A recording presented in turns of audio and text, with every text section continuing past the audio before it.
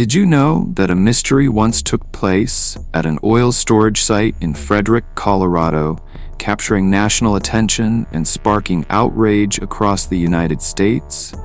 The case involved a pregnant mother and her two young daughters who suddenly disappeared one night, leaving behind a massive, unanswered question.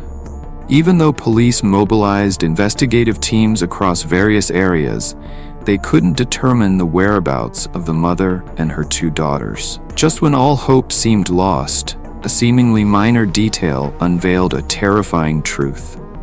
The coroner who investigated the case later stated that it might be one of the most brutal and cold-blooded crimes he had ever encountered. So what really happened to the mother and her three children? And who was the cruel person behind this mysterious disappearance? To better understand this incident, let's go back to the year 2008 and examine the events surrounding the town of Frederick. Originally, this was a limestone production area that attracted many immigrant residents. However, when the quarry shut down in 1928, the town gradually fell into decline. It wasn't until recent years that Frederick began showing signs of modest recovery. According to 2025 census data, Frederick's population was estimated at around 90,748 people.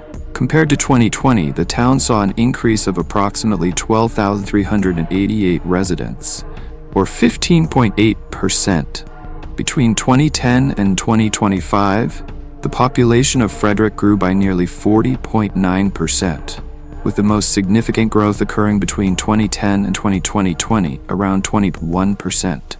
This town had always been quiet, and life for its residents was relatively stable, until the tragic story of the Shanann Watts family made it widely known. So who was Shanann Watts? What happened to her family? Shanann Watts seemed to live a picture-perfect life, with a happy family, a caring husband, and two lovely daughters. She was the embodiment of a devoted wife and loving mother, always giving her full love and attention to the ones she cared about. She was born on January 10, 1984, in New Jersey. Her family later relocated to North Carolina. She was a beautiful woman with large, bright eyes and always brought a warm, comforting presence to those around her. Since childhood, she had been the pride of her parents, who often said she was a precious gift from God. Every step of Shanann's life radiated freshness and optimism, making anyone who met her feel at ease and comforted. However, behind that perfect appearance, Shanann's life was not always smooth. At the age of 25, Shanann was diagnosed with lupus, an incurable chronic disease. That same year, she was involved in a serious car accident, which worsened her health condition. However, during the darkest period of her life, she met Christopher Lee Watts online, and the two quickly became close friends, eventually forming a romantic relationship. It was Chris who helped Shanann get through the hardest time and recover her health. Chris and Shanann were both from Spring Lake and Aberdeen, North Carolina. They met in 2010 and were married in Mecklenburg County on November 3, 2012. They had two daughters, Bella Watts, born on December 17, 2013, and Celeste Watts, born on July 17, 2015. The family lived in a 5-bedroom house in Colorado, which they purchased with a mortgage in 2013. Shanann began working as a sales representative for the health and weight loss brand Level. Although life still had its challenges, Shanann's career was progressing well. According to posts on Shanann's personal Facebook page, her sales job earned her around $80,000 per year and gave her opportunities to travel for work to places like Mexico and the Dominican Republic. Chris occasionally accompanied Shanann on her business trips, but most of the time, he stayed home to take care of the children. Her family life seemed complete and admirable until the early morning of August 13, 2018. Shanann, who was 15 weeks pregnant at the time and had just returned from a tiring work trip, was dropped off at home around 2 a.m. by her colleague, Nicole Utoft. At the time, her friend reminded her about her prenatal appointment in the morning. Shanann smiled, rubbed her belly, and assured her that she remembered. However, strangely, the next morning Shanann suddenly disappeared. She didn't respond to texts and didn't answer phone calls. Nicole Utoft called Shanann's OBGYN and learned that she had missed her 10 a.m. fetal heartbeat checkup. By noon, Nicole was worried and decided she couldn't wait any longer, so she went to visit Shanann's house. On the way, Nicole called Chris, who told her that Shanann had taken the kids to a friend's house, but he didn't mention who that friend was. She arrived at 2825 Saratoga Trail, a spacious 5-bedroom house. When she got there, Shanann's car was still parked in the driveway, but all the doors and windows were closed. Nicole knocked and called out but got no response. After checking more closely, she saw no signs of forced entry or anything unusual inside. Nicole began to panic and immediately contacted Chris Watts, Shanann's husband, to ask what was going on. Chris, an operator at the Anadarko Petroleum Company, said that when he left for work early in the morning, his wife and daughters were still asleep. After hearing that his wife and daughters were missing, he returned home immediately, while Nicole had already contacted the police. Around 1:40 p.m. that same day, police arrived at the scene to investigate. Inside the house, everything was tidy and undisturbed, yet Shanann and her 2 daughters were nowhere to be found. However, they discovered that Shanann's keys, wallet, medication, and phone were all still at home, indicating she had no intention of being gone long. Police also noted that the bedsheet from the couple's bed had been pulled off and thrown to the floor, though there were no signs of foul play. One pillowcase, however, was found discarded in the kitchen trash can. Chris suggested that his wife might have taken the children out for a visit and would return later, but after a thorough check, it became clear that essential items such as her wallet, phone, and medication were still at the house. This was highly unusual, especially for someone like Shanann, who worked as a brand promoter for a nutrition company and needed to stay in constant contact with clients. Unless there was a serious reason, her phone was always with her, 24/7. Something clearly wasn't right, and police began shifting the investigation's focus by questioning Chris Watts, Shanann's husband, about what happened that morning. Chris explained that at around 2 a.m., when he returned home from work, Shanann was still asleep. They had a light conversation, as their relationship had been experiencing some tension lately. Trying to ease the tension, Shanann suggested she would take the kids to visit friends, though she didn't specify where they would go. At around 5:30 a.m., Chris left for work. He said he tried calling his wife but didn't get a response. At the time, he assumed she was upset and didn't think much of it. After hearing this explanation, many felt it was plausible that perhaps Shanann had left in anger and simply didn't take her phone. Police began collecting surveillance footage from neighboring homes and streets to verify whether Shanann and the children had left the house.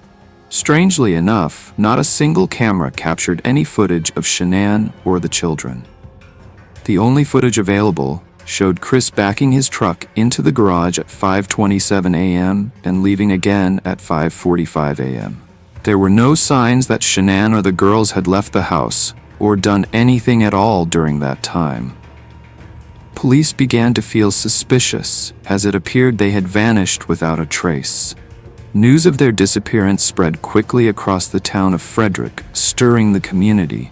This was the first time such a mysterious disappearance had occurred in the area. Some even speculated that something supernatural might have taken the mother and her daughters, fueling fear in the community as the town descended into a shadow of unease. A day later, with Shanann and her children still missing, the police issued an official missing persons report and requested the assistance of the FBI. After observing Chris's behavior, police began to question his whereabouts during the time of the disappearance. GPS data from his truck confirmed that he had gone to the Anadarko oil field where he worked. However, The investigation into Chris did not stop there.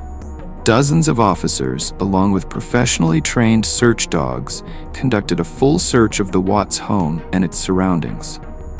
Despite their efforts, the dogs were unable to detect any trace of Shanann or the two girls. The mysterious disappearance of Shanann and her daughters garnered widespread attention not just in Frederick, but across the United States and even internationally. Media coverage intensified, and the case quickly became a hot topic of discussion everywhere. Everyone still held on to hope that the mother and her two daughters would be found safe. As police delved deeper into Shanann's family life, they began to uncover cracks in the couple's day-to-day relationship. While their family appeared harmonious, their financial situation was far from stable. The Watts family's total annual income was around $90,000, just enough to cover living expenses but not sufficient to manage all their debts, including a $3,000 monthly mortgage and a $600 car payment. The family's financial stress increased as they faced mounting debts.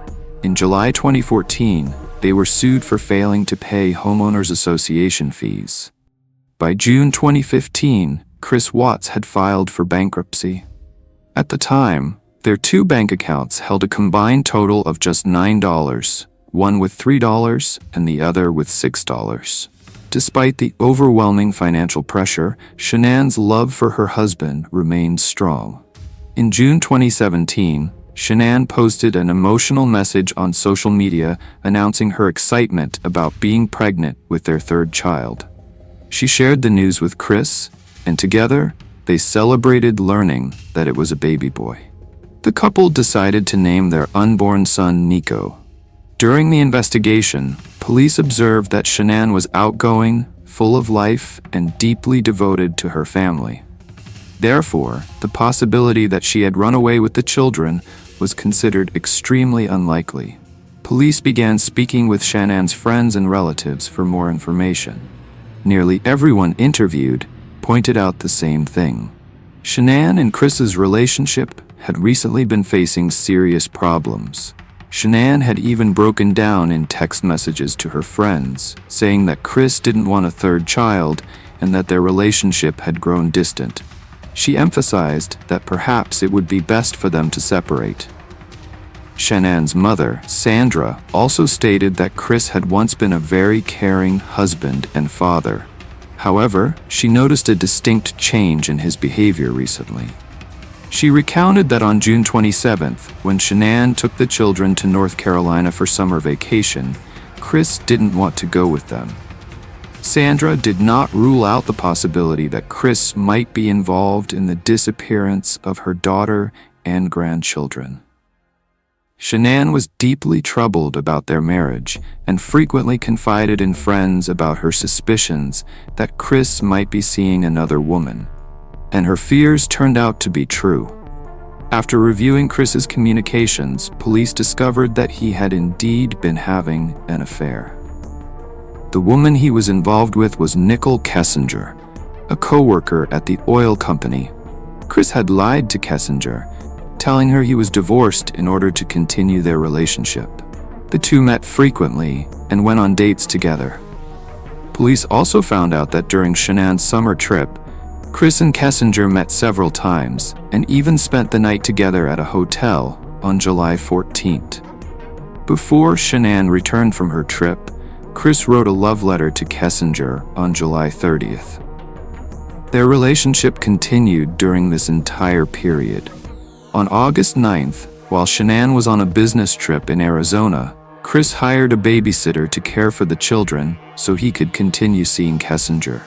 Police discovered thousands of photos of Kessinger on Chris's phone, including intimate ones, even though he had tried to delete them.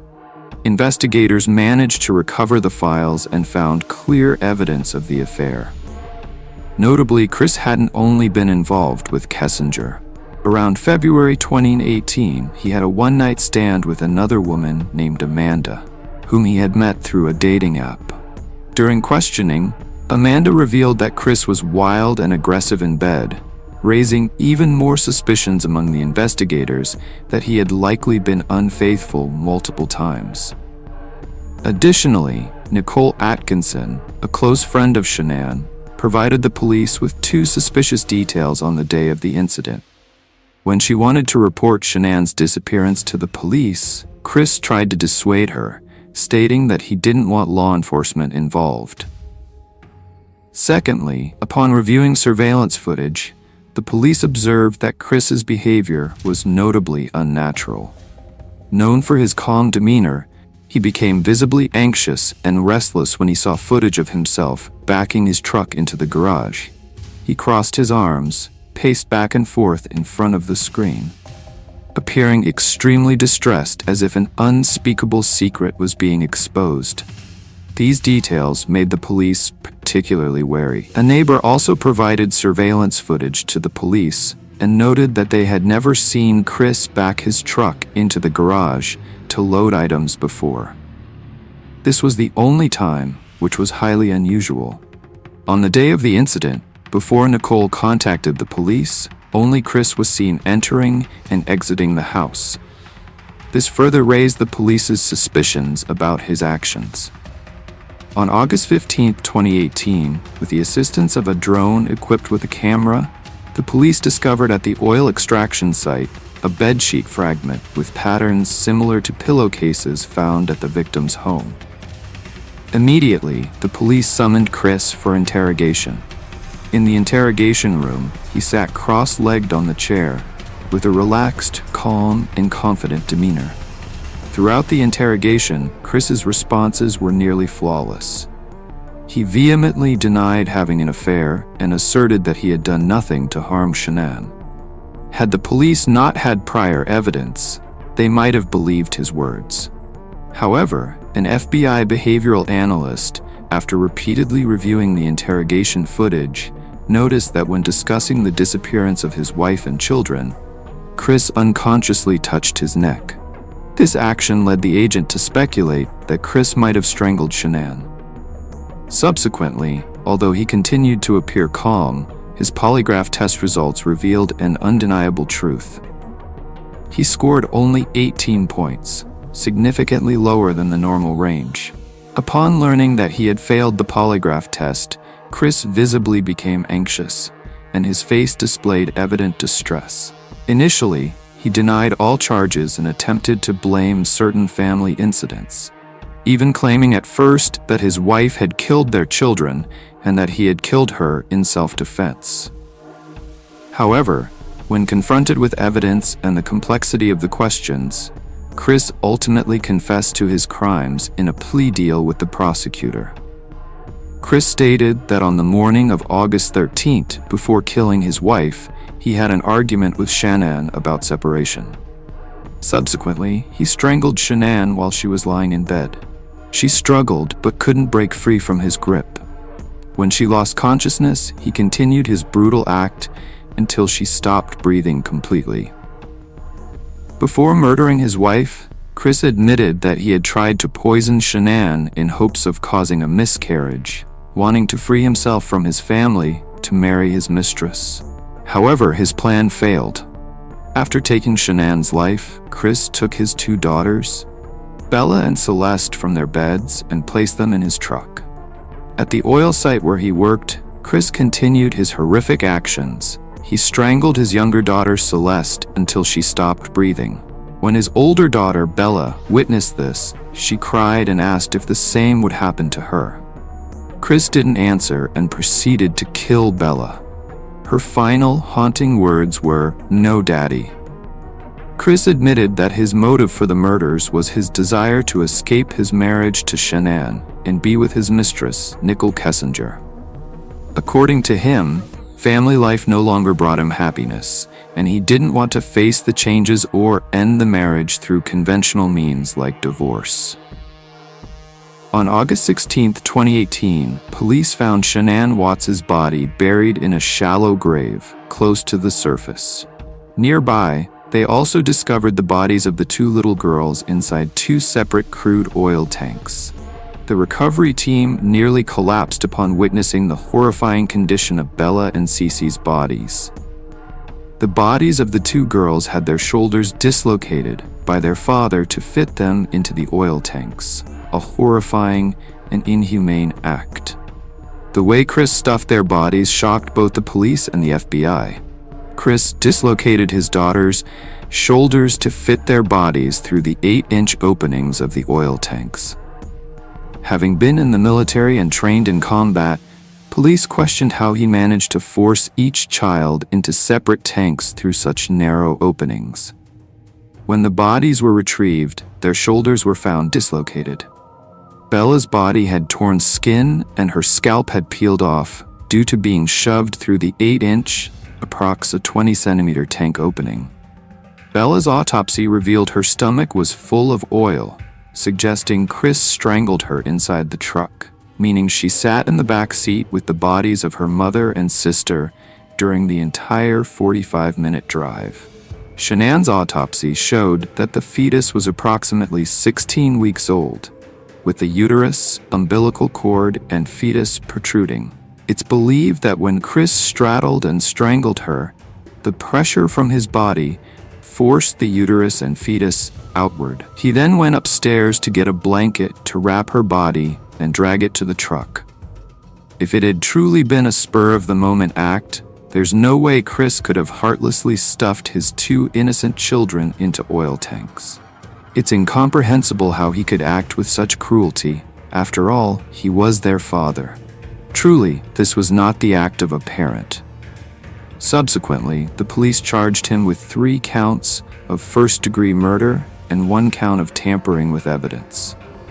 On November 6, 2018, Chris Watts reached a plea agreement with prosecutors, admitting to the murders of his wife Shanann and their 2 daughters. In return, he would not face the death penalty. The atmosphere in the courtroom in the days that followed was extremely tense. Shanann's father gave a heart-wrenching speech, expressing the family's immense loss. The judge also emphasized that, due to the severity of the case and public safety concerns, Chris would not be granted bail. Despite facing overwhelming evidence and accusations from the victim's family, Chris continued to deny the crime, claiming that Shanann had killed their 2 daughters.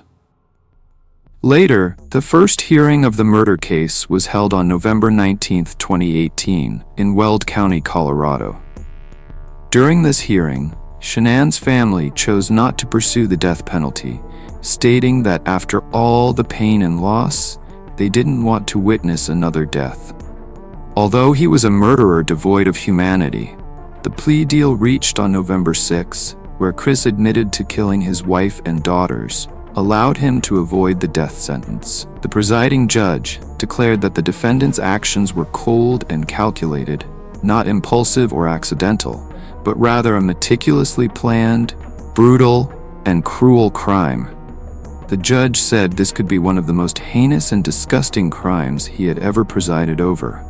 Ultimately, Chris Watts was sentenced to 5 life terms, plus 48 years for unlawful termination of a pregnancy, and 36 years for 3 counts of tampering with evidence. In total, he was sentenced to 84 years in prison. Though he escaped the death penalty, he will never walk free from prison. Dear friends, broken marriages are becoming increasingly common these days, but if a couple can no longer live together, divorce is a reasonable solution. Why choose such an extreme and cruel path instead? Chris Watts' actions were not just inhumane, they revealed terrifying cruelty. One can only wonder what went through his mind as he watched his daughter's life slowly slip away in his hands. Does he, in the stillness of the night, hear the voices of his wife and children questioning him with pain and anger? Perhaps it no longer matters. He chose a life of coldness and cruelty, and now he must spend the rest of it engulfed in regret and guilt. The case concluded with a life sentence for Chris Watts, but the scars it left on the public consciousness remain. The tragic deaths of Shanann and her 2 young daughters, Bella and Celeste, are an irreplaceable loss, leaving us with hard lessons and many perspectives on the people involved in this case. Chris Watts, once seen as a model husband and father, became a monster. His heinous actions weren't just the result of blind infatuation with his mistress, they exposed his ultimate selfishness, cowardice, and irresponsibility. He chose murder over confronting the challenges in his marriage. He abandoned his responsibilities, refused to face reality, and ultimately paid for it with his entire life. Shanann, a devoted wife and mother, tried her best to nurture her family, but she didn't recognize the psychological shifts and turmoil within her husband. Her tragedy reminds us that no matter how busy life gets, we must remember to care, share, and truly listen to our partner's emotions and thoughts. Don't let silence build walls between two hearts, allowing external influences to intrude on a marriage. This case also paints a grim picture of the darker side of modern society, where family values are being eroded by greed and selfishness. It serves as a wake-up call to all of us about the importance of love, sincerity, responsibility, and forgiveness in life. Let's cherish what we have, learn to communicate, share, and resolve conflicts peacefully to prevent such heartbreaking tragedies from happening again.